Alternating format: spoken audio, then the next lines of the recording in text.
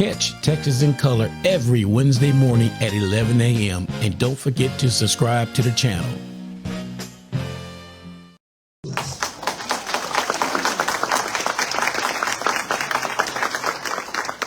Good morning. Good morning. I want to maximize your time for questions, but I also have to just say the biggest thank you to Barbara. My visit to San Antonio would not have been the whirlwind of sleeplessness without her. No, but in all seriousness, I actually just want to, if there's anybody who really wants me to go through my bio or something, raise your hand. Otherwise, I'm about to dig in. All right, so there are a lot of people that wonder whether or not we can get this done in Texas. The answer is yes. I'm trying to tell people, I ain't not a crash dummy, all right? I could went back to the United States House, and the reality is that the pay don't change. So I'm still making the same amount of money. But my impact has the ability to change not only for the state of Texas, but for this entire country.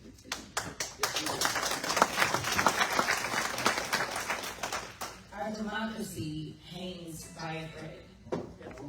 And when I was thinking of the ways that we could hopefully start to stop some of the bleeding, there is only one answer. It is about flipping the numbers in the United States Senate. There are those that will try to pretend that this is about me, because they like to say things like that. There are those that will pretend that I'm just doing this because I got all these political ambitions. Wrong. I actually hate politics. I still wake up every day and ask God why. I hate politics. I really do. But what I do love is an opportunity to better somebody's life. What I do love is this country, regardless of how they try to say, especially us as Black folk feel about this country. This is the only country I know. That's right. And I love it. And so I am committed to doing everything that I can. So let me talk just straight numbers. The state of Texas is 61% people of color. The plurality in this state is Latinos. African Americans in this state, we make up about 4 million people. There is no state that has more African Americans than any other state than Texas. So when we look at the numbers about who votes, we have a little bit less than 19 million people that are registered to vote, which is why all of a sudden they have decided we need to send our rolls up to DC and start cleaning them. That's what they just did this past week. Now, Texas solidly red. Why are you concerned about the rolls? Why do you need to clean the rolls? And the rolls that we have, well, the Republicans are the ones that have controlled these rolls for the last 30 years anyway. So what are we doing? They are going after voter suppression. They've been going after voter suppression. So of the little less than 19 million people that are registered, we typically only see a little bit more than 8 million voters when it comes down to election day in November. Now, how many African Americans did I tell you alone that we have in the state? Okay. Now, if you're looking at a race, and you're talking about there's a little over 8 million in the general, then you need a little bit more than 4 million overall in the general to win, correct? So if you're talking about people not voting, when we look at who's not voting, when we look at the exit polls, say in 2018 when Beto ran, which is the best race to look at because who was president then? Trump, all right? When we look at the numbers, from the exit polls, it looks like approximately 58% of those that voted were Anglo. The Anglo numbers in the state are 39%. So the thing is, Black and brown are not voting. So what we did when we decided whether or not I would get in this race was, number one, see if I was performing well with Black and brown. I was. In fact, if you looked at third-party polling, there was only one person that could outperform me with Latinos. That person is not in the race, but can anybody guess who that person was? It was Beto. Beto was the only person that had been thrown into polling that could outperform me with Latinos. Beto decided not to run. I was performing the highest with Latinos.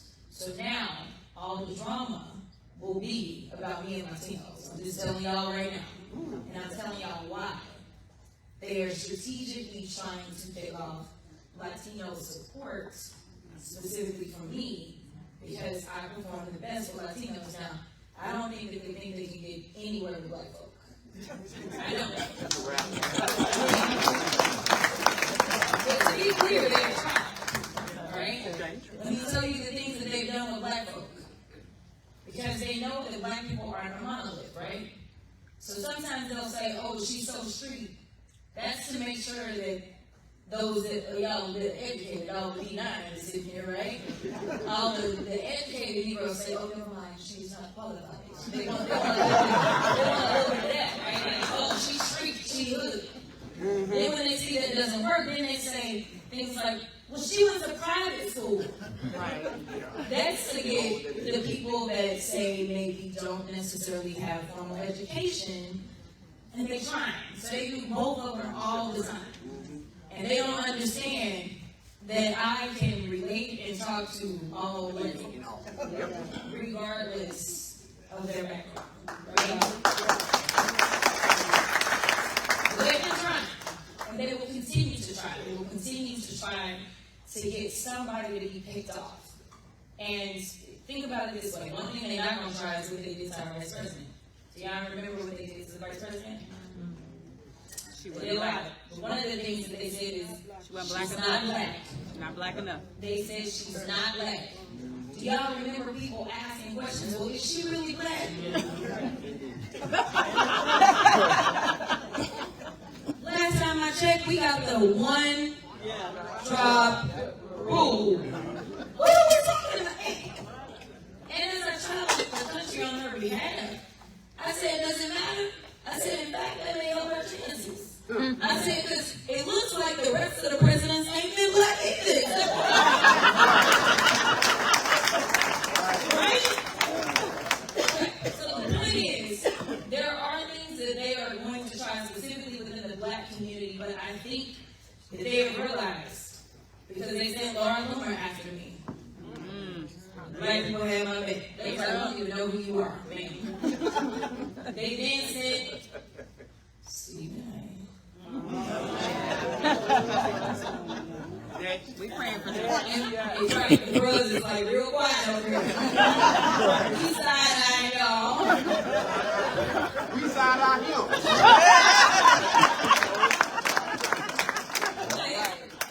Stephen A. lost millions of dollars playing with me. He did. And I never had to say a word to him. Then, they now have tried with different podcasters. There's some podcasters that just did a little thing. And within about 48 hours, we sorry. So the point is, we're going to see a lot of this. We're going to see a lot of attacks because their goal is to make people believe that somehow my candidacy is a joke. They tried to say that they put me in the race too. I beg to differ based on how much money I had to pay for my own polling. So I know the numbers. The reality is that we have to turn out people that typically don't turn out. Another reality is that Democrats have been struggling with those that don't have a formal education. Every single poll that I have looked at, mine and otherwise, shows that I perform really, really well with people that don't have degrees. In fact, I'm usually hitting over 70% with people that don't have degrees. That is a demographic we have been losing as Democrats. All right? So for me, I got all the pieces. Now the question is how we put all these puzzles together in the state of Texas. So what I plan to do, I'm giving y'all all the inside tea. What I plan to do is make sure that we combine culture with politics. I don't believe in politics as usual. Nothing about me has ever been politics as usual. And frankly, the reason that I think my name identity is where it is because you may find me on the Shady Room, or TMZ, or you'll find me, or on The View, right? Yeah, you I can do it all, right? Kimmel, Colbert, soon y'all will see maybe Real Housewives. We'll deal with that later. But no, and also, Ava DuVernay sat down with me, and she has a feature film that will be coming out on Netflix, and I'll be right there. So the point is, I plan to combine the two. We have a long list of surrogates that are ready to come in. So typically, in fact, I don't know of any statewide campaign where we've been able to get the amount of surrogates ready to go like I have. They go from Method Man to Renee Rapp to Raji to Colin Jamie Foxx back to his own state to, I mean, the list is long. I don't have time for all of it. This primary is about to be over. All right, this is GOTV at this point. So what we plan to do is things that are already taking place, we're plugging in. So when we had the state football championships, just so happened that the top 3 teams in the largest division came from my congressional district. So I was on the field along with Senator Cornyn.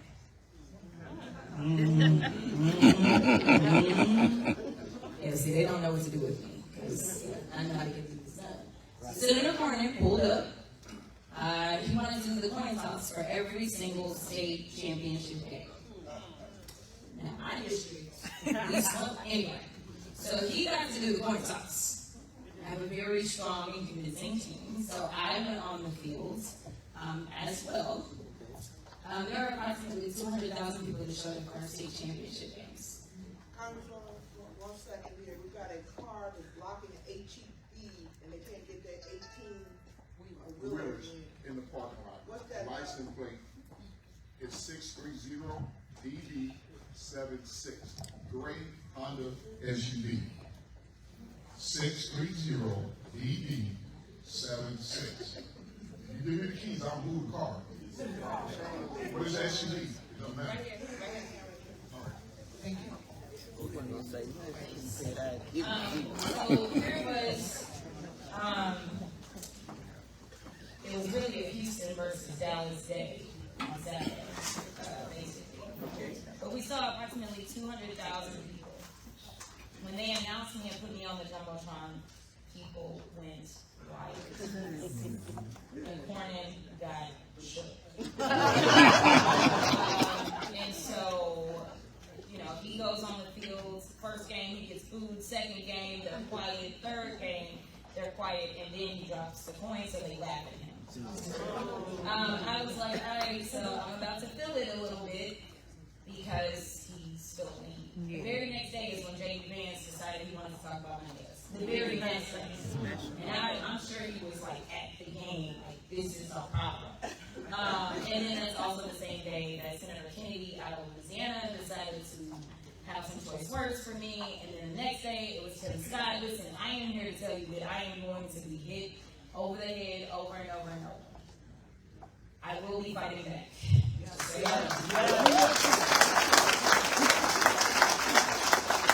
But my goal is to focus on the primary at this point. And I just gotta walk a straight line. And my goal is to make sure that we stay as unified as possible. Unity is how we win. Republicans have been very successful in dividing us. I don't care what color somebody is. I don't care if you're LGBTQIA.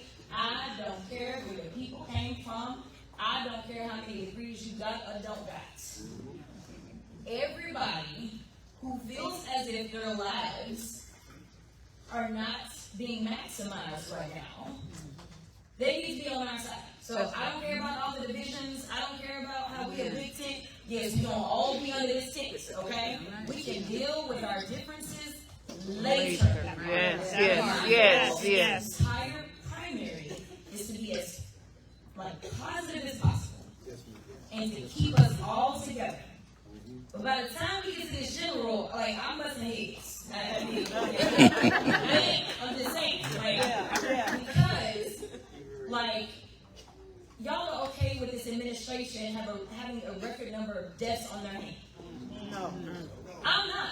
No. So I'm about, like, I'm gonna call them out. Like, we got some things. Like, I'm not here. They're gonna try to say, oh, she's just wanting to be whatever. Practicing law. I am here because you are killing our democracy as well as you are literally killing people. Yes. We have a record number of ICE deaths that occurred just last year. We have a record number of U.S. citizens that were grabbed by ICE, which is outside their jurisdiction, grabbed by ICE last year. I don't know how many more people, and when I say record number of deaths, I'm talking about the ones in custody. I ain't even talking about the ones that they committed on the streets. I'm not talking about the break-ins and the damage that they're causing on the streets. I'm just talking about the in-custody deaths, right? We also know that a record number of people died when they allowed Elon Musk to unlawfully impound our funds. And so money that Congress had actually set aside, because we have the power of the purse, for USAID, that's messing with our soft power. Because other countries that we were helping out for pennies on the dollar. So don't let anybody, because they also like to do that. They also want you to believe that it's an either or. It ain't. It's an and. We have enough money. When it comes down to USAID or foreign aid in general, our foreign aid that we spend is less than 1%.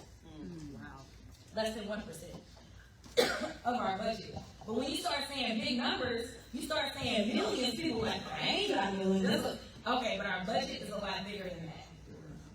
The reality is that you do what you want to do. And they have decided that they are not going to prioritize us. Same thing with healthcare. They don't get on me and be like, we ain't got enough money for that. Yeah, because y'all put it in your pocket. Like, I'm good. Like, we need to give people healthcare in this country. I promise you. Elon alone.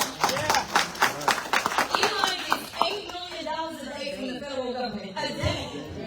So don't play with me and tell me that we don't have enough money to give people $6 a day to eat.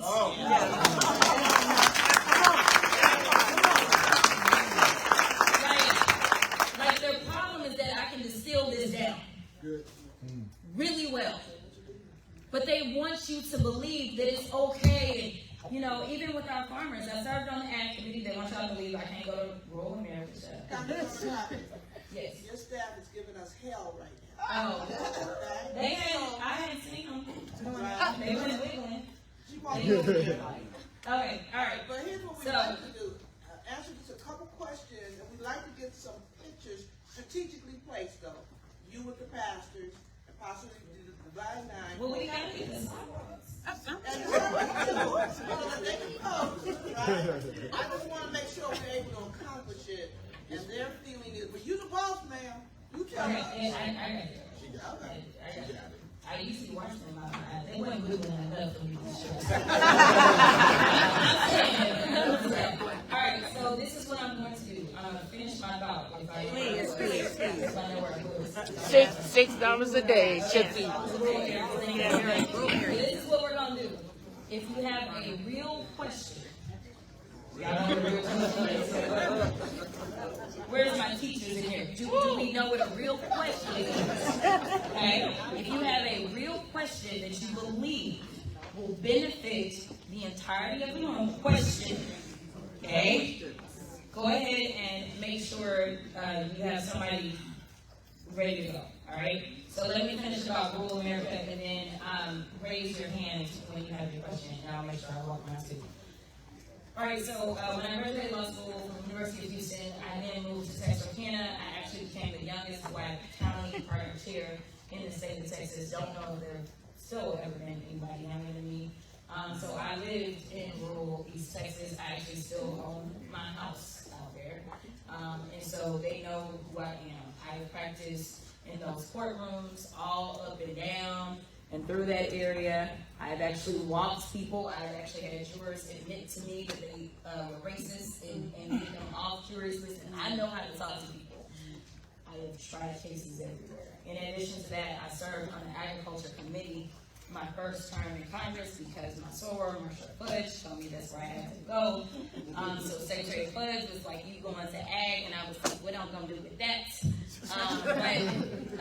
You know, it's just how God works. So I have talked to our Texas farmers and ranchers at length. We have relationships. So I understand their challenges and their concerns. I had actually been endorsed by Texas Farm Bureau, not only my first term, but actually they endorsed me again this term for my congressional run, even though I'm not on the ag committee, because of how well I do with their members. Because every time they on the Hill, they want to talk to me because they know they're gonna get the real. All right. So questions. Here are questions.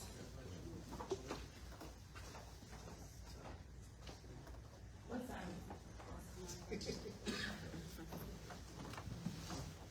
While we're doing that, when we do the pictures, prior to, we're gonna let the Congresswoman lead first. So I'd like for y'all to stay seated, and then I'd like to spend at least 15 to 20 minutes with y'all to talk about what we're gonna do here in Bexar County. Okay?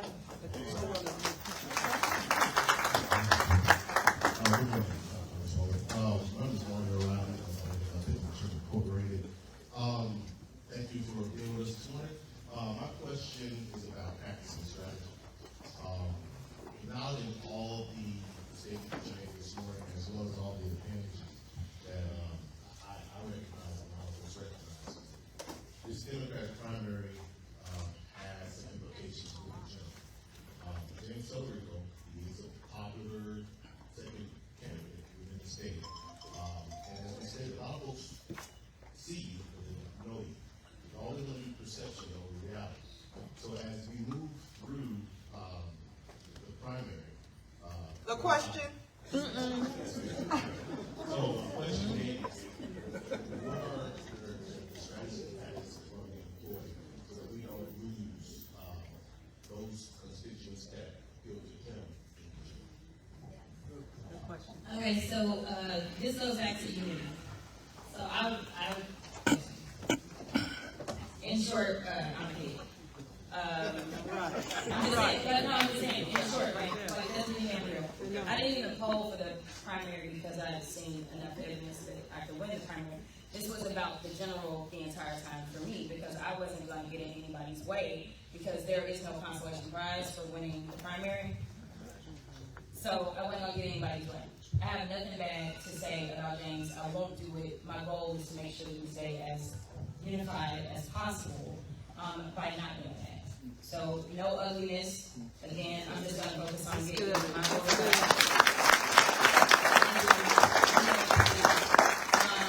And you know, James is committed. I am committed to work with whoever the nominee is. And so the goal is to then, once this primary over, kind of have as unified as a force as we can to do that. But I won't say or do anything negative. I will highlight the fact that I'm the only person in this race that actually has federal experience. The job is to be on a federal level. Those are just the facts. But I also have the state experience. I will also highlight the fact that this job specifically is so intertwined with actually being a lawyer. We are the ones that decide who sits on the United States Supreme Court, as well as every other court that is on the federal level for a lifetime appointment. So when they come through, we probably need somebody who knows exactly what a good judge should look like and what a bad one looks like. I've worked on the Supreme Court task force. I am doing that with Amy Raskin and others. So we filed bills. So the other thing is that it's not just good enough to potentially get a Democrat, but it's important that we get a Democrat who actually has been in the belly of the beast actually doing this work. So we want to expand the court. We want to make sure that the term is on the Supreme Court, as well as get some sort of ethics on the court. In fact, the only body that actually has oversight over the Supreme Court is the United States Senate. Thank you for watching Texas in Color. Please tune in every Wednesday at 11 a.m. And please don't forget to subscribe to the channel and hit that notification button so you'll be notified each and every time we go on live.